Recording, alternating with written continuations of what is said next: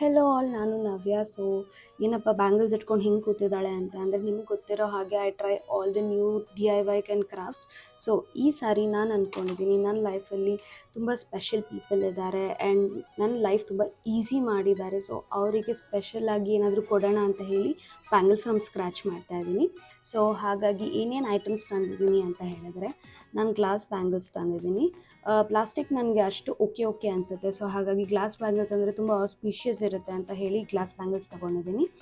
And gum tool ತೊಗೊಂಡಿದ್ದೀನಿ. ಅದ್ರ ಜೊತೆ ಒಂದು ಗಮ್ ತೊಗೊಂಡಿದ್ದೀನಿ B6000.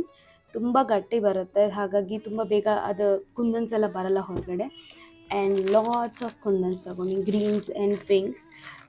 ಗ್ರೀನ್ಸ್ ಜಾಸ್ತಿ ತೊಗೊಂಡಿದ್ದೀನಿ ಬಿಕಾಸ್ ಗ್ರೀನ್ ತುಂಬ ವರ್ಸಟೈಲ್ ಕಲರ್. ನೆಕ್ಸ್ಟ್ ಪಾರ್ಟಲ್ಲಿ ನೋಡೋಣ if they were happy, sad, ಅವ್ರಿಗೆ ಇಷ್ಟ ಆಯಿತಾ ಬ್ಯಾಂಗಲ್ ಡಿಸೈನ್ಸ್ ಹೇಗೆ ಬಂತು ಅಂತ. So stay tuned. ಬಾಯ್.